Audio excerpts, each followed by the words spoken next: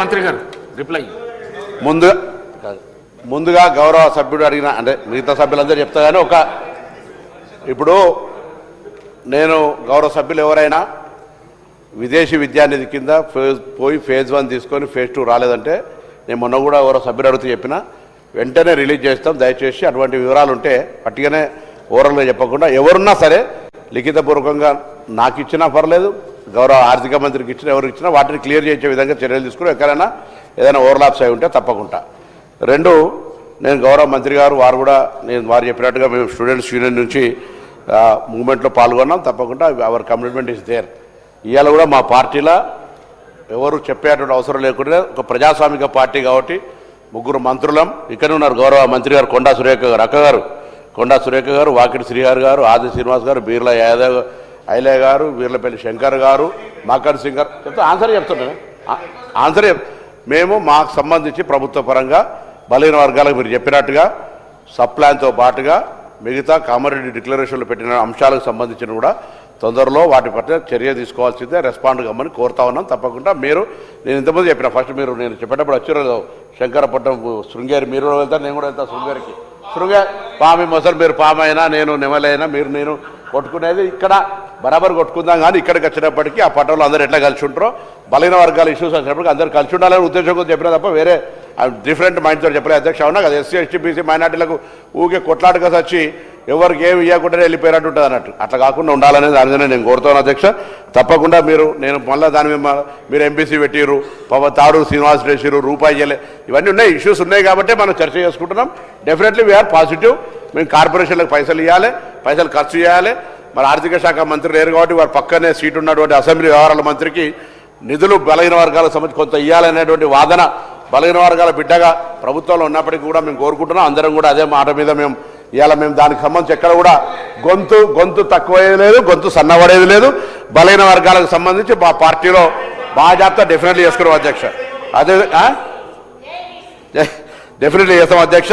తప్పకుండా ఇక్కడ కూడా మిగతా చైర్మన్ పదవులకు సంబంధించి ఇప్పటికీ 2 ముదిరాజ్ కార్పొరేషన్, దాని తర్వాత బీసీ కార్పొరేషన్ కూడా వేసాం అధ్యక్ష. మిగతా చైర్మన్ పదవులను కూడా తొందరలో నియమించడమే కాదు నిధులు ఇచ్చి ప్రత్యేకమైనటువంటి స్కిల్ డెవలప్మెంట్తో పాటుగా సెల్ఫ్ ఎంప్లాయ్మెంట్ స్కీమ్స్ వాస్తవంగా ఈ సంవత్సరమే రావాల్సి ఉండే ఆ అంశం మీద డీటెయిల్గా డిస్కస్ చేసినాం. ఇప్పుడు తొందరలో మీరు అడిగినారని మేము ఇచ్చినామని కాదు, అది మా ఆలోచన కూడా. మీరు అడిగినారు సంతోషం.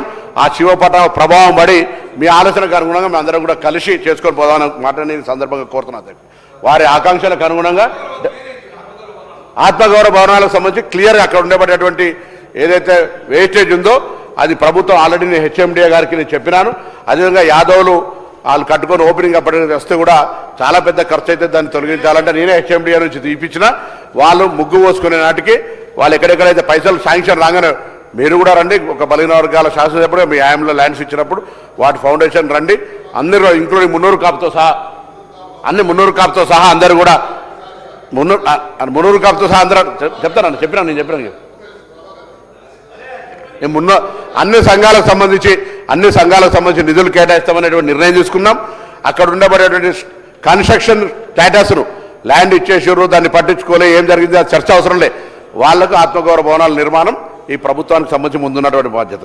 అదేవిధంగా గౌరవ సభ్యులు ఒక మాట నేను అధ్యక్ష, మరి కండక్ట్ ఆఫ్ మెంబర్స్ సంబంధించి no member is expected to use offensive expressions about the conduct or proceeding of a parliament or any state legislature. They are not expected to cast reflection of any decision of the house except of the motion or deciding such a decision.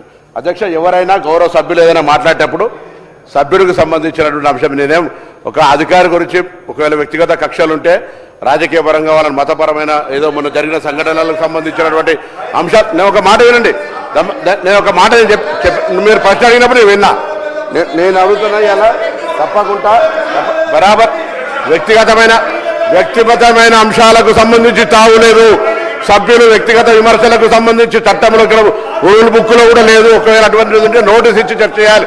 ఒక అధికారి గురించి ఇక్కడ చర్చ చేసే విధంగా ఉండమంది కాదు. తర్వాత అందుకు సంబంధించి ఏ అంశమైనా ఇప్పటికే అటువంటి ఆరోపణల పట్ల కూడా ప్రభుత్వం అక్కడ విచారణ చేయమని చెప్పింది.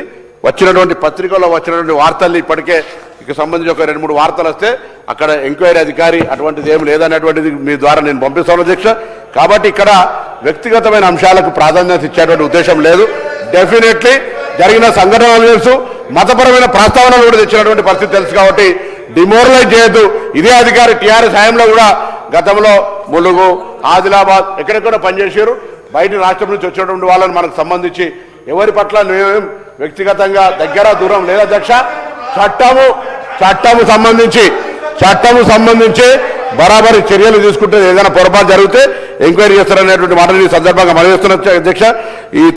ఇంతకుముందు వచ్చినటువంటి వార్త తప్పు అనేటువంటిది ఎంక్వైరీ చేసినారు.